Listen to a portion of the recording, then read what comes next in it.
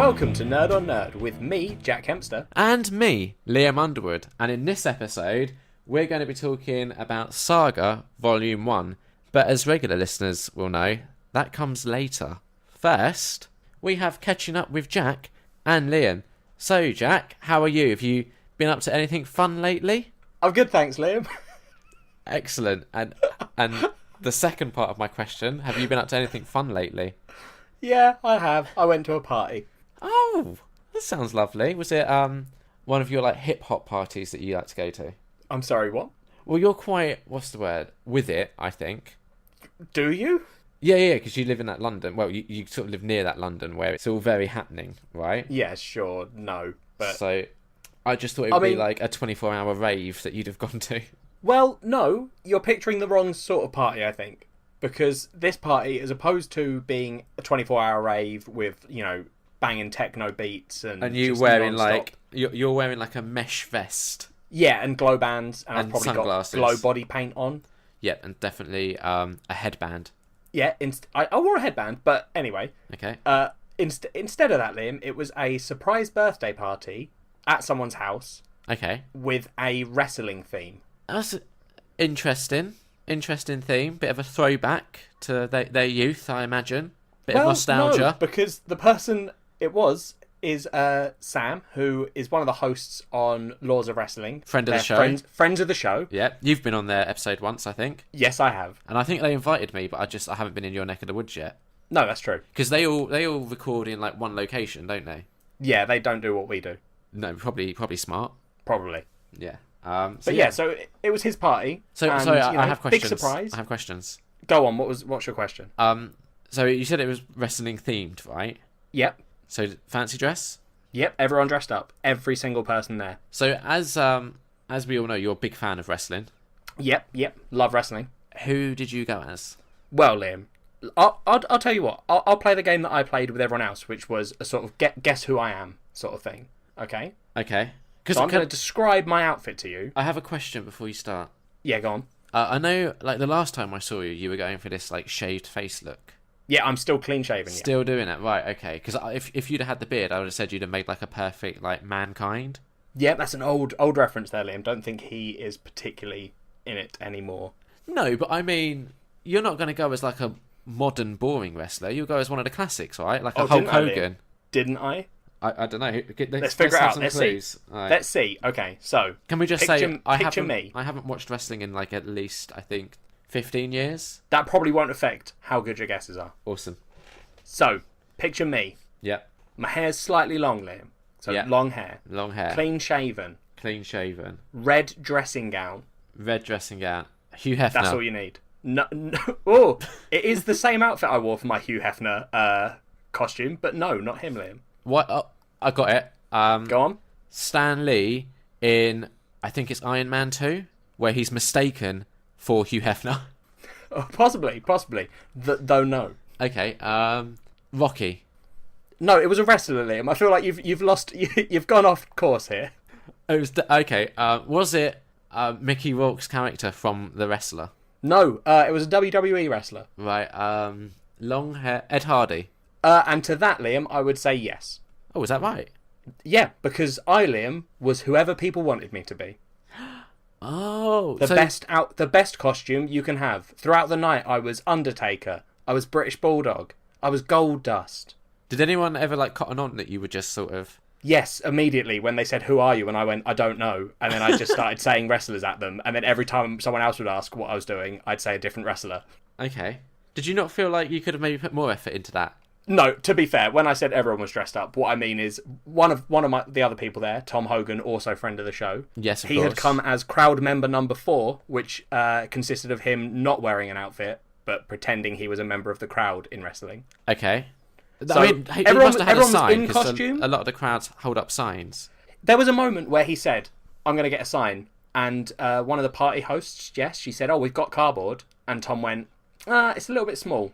And I went, "Well, Tom, at the moment you haven't got anything, so something is better than nothing." Yeah. And he said, "No, that's too much." Okay. So who else was in attendance? Dan Palmer, who has been a guest on this show. Yeah, who did he go as? He went as... he was wearing a costume. Okay. He went as Edge. It was Edge. There you go. Edge. That's good. I feel like it would be really like shit if someone had like a themed party and then no one really like ran with the theme. Oh no, the people there who like love wrestling, Yeah. a lot of them came in, some of them quite good outfits. That's good, because I imagine it'd be like really disappointing for like the birthday boy if he's like, oh, I'm really looking forward to everyone's costumes, and then just Well, no it one was a made the surprise effort. party, so he wasn't looking forward Well, to that's anything. true. So I guess he couldn't have come in costume then. No, and we all bullied him for that. Oh, that's embarrassing. Exactly. Yeah. Someone throws him a birthday party and he doesn't even put in the effort to come dressed up. It's pathetic, really. Shocking. Why? I bet you felt silly for bothering. Exactly. I mean, at that point, I should have taken the dressing gown off and been like, I'm done, mate. Did anyone actually do some wrestling? There was, yes. Well, I was trying to remember then because I got a little bit drunk. Yeah, yeah. I think right at the end, some people were wrestling. Okay. Was that quite fun? Well, I wasn't part of it. Okay. I don't know a lot about wrestling, Liam, so I can't really join in with the wrestles. No, I don't. I just know, like, when I was at school, and all of like when wrestling was really popular. So like say when I was like 12 at school, Yeah. everyone at like lunchtime used to wrestle, but they kind of forgot the like core component of wrestling in that it is essentially fake. So yeah, it's a show. Yeah, so like they were actually like proper throwing down. It's like, this isn't really wrestling. You're missing kind of like the artistry of wrestling, because it's easy to just punch someone in the face, but it's hard to like punch someone in the face without actually punching them in the face, but making it look like you've punched them in the face. Yeah, exactly. I think that is the core skill that wrestlers have. Yeah, it's sort of why I fucking can't stand method acting. Go on. So, you know, like Daniel Day-Lewis, right? Just as an example. That was now, Liam. Who are you talking to? Sorry. Why would you ever ask the question? So you know, and then an actor's name. And an actor's name. Silly. So, did you ever see There Will Be Blood? No. Okay. Gangs of New York. No. I'm trying to think like what I probably know. I probably know him because I've seen like trailers for those and stuff. Yeah, you probably like recognise. I probably know him. Yeah. I'm just. There's got to be something that you've seen. Let's him just in. pretend that I know who he is. Hang on. Did you ever see Lincoln? No. All right. The Last of the Mohicans. Don't think so. My Left Foot. No. Anyway, this guy is well known for being a method actor. Right, got you. What about Marlon Brando? I think he's done some method acting in the past. Yeah, I know him. Excellent. So, okay, so everyone's like... So say he gets this role and he's got to be, I don't know, like a candlestick maker, okay? Yep. He'll go and he'll actually learn how to make candles, right? Yep. So then they film it and he's just sat there making candles. Now, I'm sorry, everyone's like, that's amazing. What wonderful acting. It's not acting if you're actually doing it, though. That's the opposite of acting. But then is that not still like, I get what you're saying, and I agree in the principle of you are no longer acting, but then it's something different. So then is that not, like, I know it's not then traditional acting, but surely you do get some props for, because I imagine actors don't have a huge amount of time, especially when they're working on projects.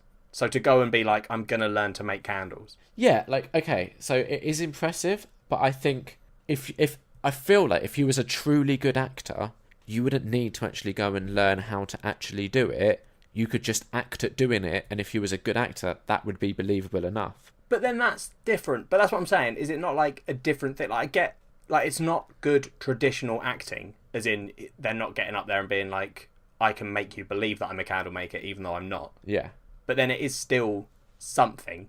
It's like acting of a different kind. Well, it's not acting, it's just doing.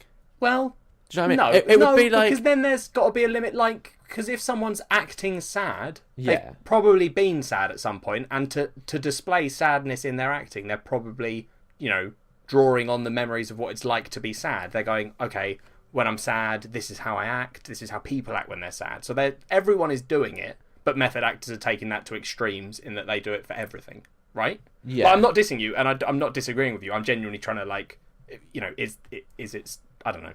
No, I get where you're coming from, and a lot of people do seem to like think method acting is like the pinnacle of acting. Like, it doesn't get better than that. Yeah, see, I wouldn't particularly say it's the pinnacle. I think someone that acts in a standard sort of way is probably more impressive. Put it this way, if you put two people side by side and you go, this person has spent the last like 18 months learning how to actually make candlesticks, and this person is acting, and if they both looked exactly the same, I'd go, well, the acting is more impressive. Like, hire that person, because they haven't just wasted 18 months doing that, they're just acting. That person over there the candlestick maker guy, he's just making a fucking candle.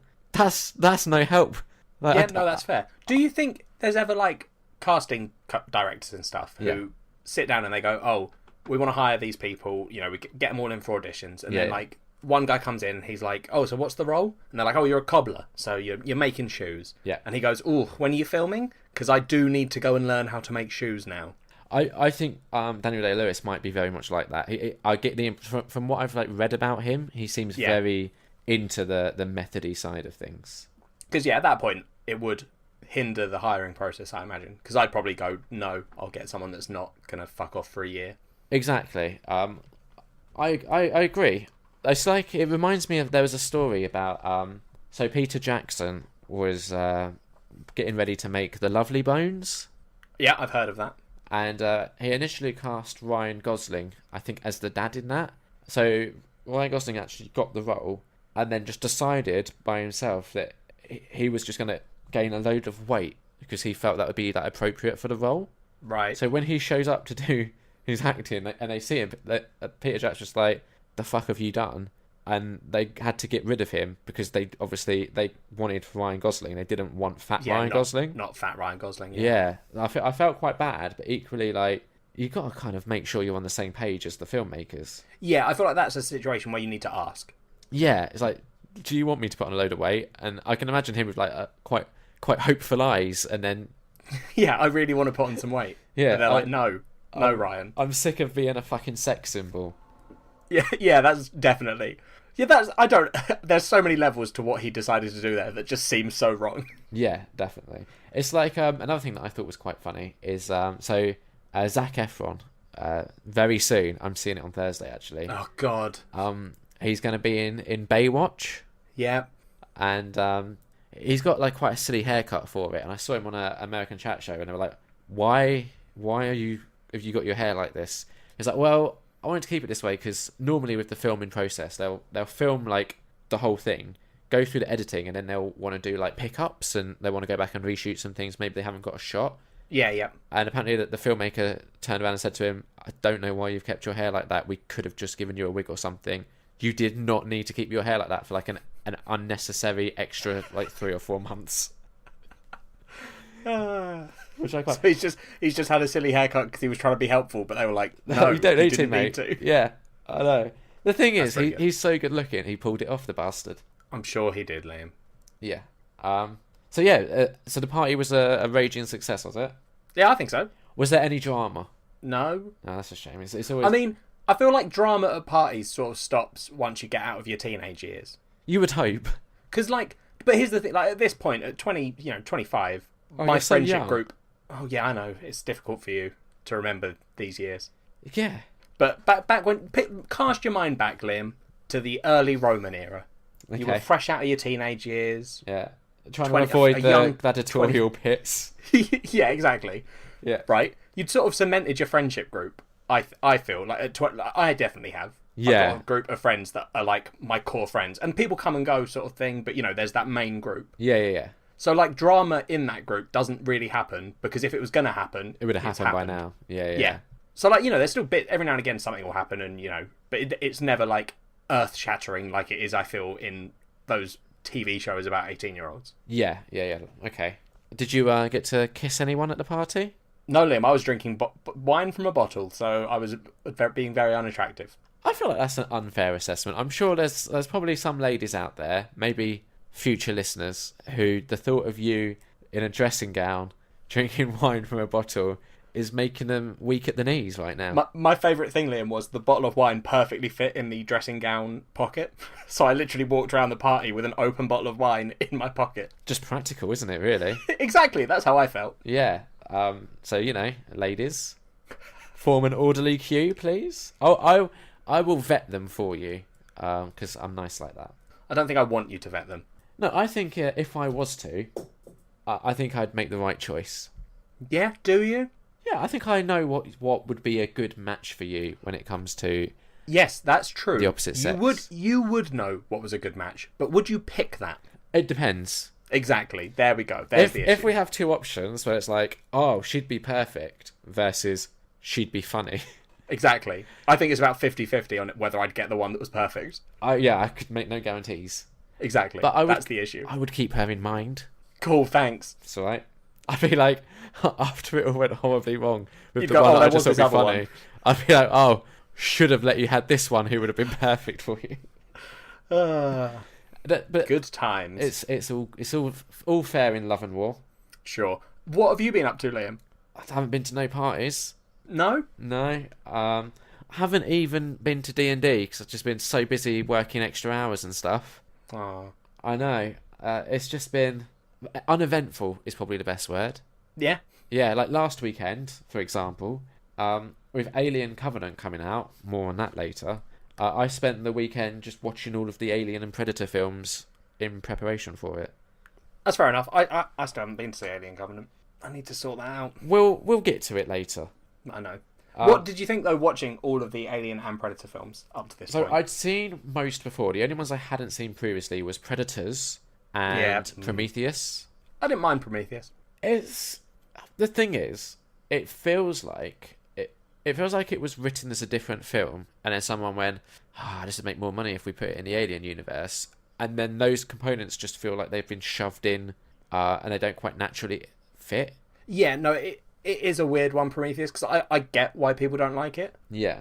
The only reason I think I sort of enjoy it is the fact that it feels like you're getting more alien lore in the sort of, yes, but like this is preparing the Alien films sort of thing. But the thing is, I think with a creature like the Alien, almost like horror creatures, it's scarier the less you know, almost. Like, it is, definitely. Yeah, like that's but then why... Alien stopped being a scary film after... I mean, was Aliens that scary? It had moments, but it did But definitely... then, like, 3 and 4, definitely. At that point, it wasn't a particular... But I get what you mean, like, because the first Alien is so scary because they did such a good job of not showing the alien. Exactly, and also, like, the first Alien film works perfectly well without knowing where the alien came from, what its motivation was. Like, those kind of components weren't necessary for the film to still be effective and good, and I feel like you run a risk when you go back to a film like that and you try and fill in those blanks of making the kind of films that came before less effective. Yeah, I think definitely as it stands at the moment, whereas you've got that whole debate with Star Wars on like what order people watch them in and stuff. Yes. If someone is coming fresh to the Alien franchise and you're in charge of... They're like, look, you've got to tell me, what film do I need to watch? Yeah. You 100% make them watch Alien first. Yeah, and okay, because Prometheus would belittle that experience. Definitely. And this brings me on to something quite interesting. I was reading an article about Star Wars, and they were saying how with the... since Disney has acquired the rights to it, they've been trying to do like a Marvel thing. So they've looked at the MCU and have gone, that's working wonders for us. And this article was saying it feels like they've tried to do that with Star Wars, but the issue is, with Star Wars, you've got like a galaxy far, far away, right, to tell all these different stories in. But they're saying this like universe that they're trying to create, each film is actually making it all feel smaller because the films are so intent on tying it all back into like the original trilogy. Yeah, and like the Skywalker saga, if you will. So they're like, we don't understand why we're not getting other stories that are completely unconnected to all the stuff we've previously seen.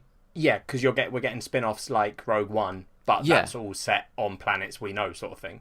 Yeah, well, even it has like new planets, but it's still, is kind of just helping to tell a story that we do already know. Yeah. I get that. I don't particularly mind, but I do also get it. Yeah, I just think it's because you have so much potential with something like that, it just feels weird that you're not getting something that's only like very loosely connected. Yeah.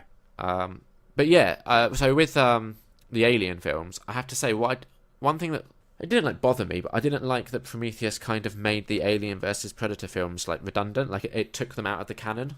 I think they were always meant to be out of canon. Yeah, it's just like I don't remember ever watching, because I don't know. Like, to me, it feels weird anyway, because you've got Alien, which is set in the future. Yes. And people are like, oh my god, there's this creature, and we need to... And Weyland Yutani Corp are like, we've got to capture that and get it. And then AVP comes out, and you're like, no, they were on Earth for millions of years. And it does feel kind of like lame the way they do try and kind of weave it into the mythology, like by having Lance Henriksen appear in AVP. Yeah, it's all a bit. I like AVP personally, but it was fine. It was I Yeah. watched Freddy vs Jason recently, and AVP was better than that. But it still, I think, didn't live up to the potential of the title. Oh no, definitely not. And Predators, that wasn't good. Predators is not a good film. Do you know what? There's a trend I noticed, which started in the first AVP, and I think it carried on into Predators, which is like humans and a predator teaming up, like some sort of weird buddy cop type thing. I'm so sick of that. And apparently the new Predator film is going to have more of it. And I'm just like, I'm not on board. I didn't even know there was a new Predator film coming out. Yeah, it's going to be called The Predator. I think it's written and directed by Shane Black, who was actually... So, obviously, we know him from Iron Man 3. He directed that. Of course. Kiss Kiss Bang Bang. But he was actually in the first Predator film as an actor as well, as one of the commando guys. Yeah. I don't want Predators to team up with humans. It doesn't make sense. No, it doesn't. Like, the way that, like, Predator 2 ended, where there's, like, a bit of mutual respect between, like, the Danny Glover character and, like, the lead Predator sort of made sense, but they didn't take it to that next level of, and now they're teaming up to take down a bigger threat. Like, yeah, exactly, yeah. It's just bullshit. Yeah, like the bullshit fucking AVP, she gets the acid Predator mark of approval or whatever bullshit that is. That film would have been so much better if that had all happened, she'd helped him, and then he just cut off her head and was like, another skull! Yes. Well, that's the thing. So if the Predator is kind of going after, like, from what I can understand, it hunts for sport, right? So it wants to go after, like... So that's why it won't attack someone who's, like, unarmed or injured or whatever. Yep. Surely if you've seen someone take down, like, a xenomorph, you'd just be like, well, now they're surely a worthy foe. Yeah, 100%. Not let's team up, but I want that skull. Yeah, yeah. Hey, guys, I killed this human because they killed a xenomorph. Yeah, it's just, I don't know. It's a trope that I'm really sick of, and I was worried when I heard we'd get more of it potentially. Yeah, I mean, Predators has other issues, like introducing a whole other sort of sub-race of predators. Yeah. Unnecessary. Did not need that. Adrian Brody doesn't work as a leading man in that sort of role. Yep. Fucking Topher Grace. Is that his name, I think? Yeah, that sounds right. His whole role was just weak sauce. Not a fan. No, that's fair. Prometheus, I gotta say, Fassbender was great in that. Yeah, he is good as an android. Yeah. But yeah, that was kind of it for my weekend. It was very, just sit and watch a bunch of films, really. So I can't really pretend anything exciting happened. No, that's fair enough. Or we could pretend something exciting happened. Well, maybe not. No, our listeners don't know the difference. I don't really want to lie to the listeners. What if we embellish the truth a little bit? Go on, how? I had a blazing argument with Kat. What about? Farted. Bad. Let's move on. Okay.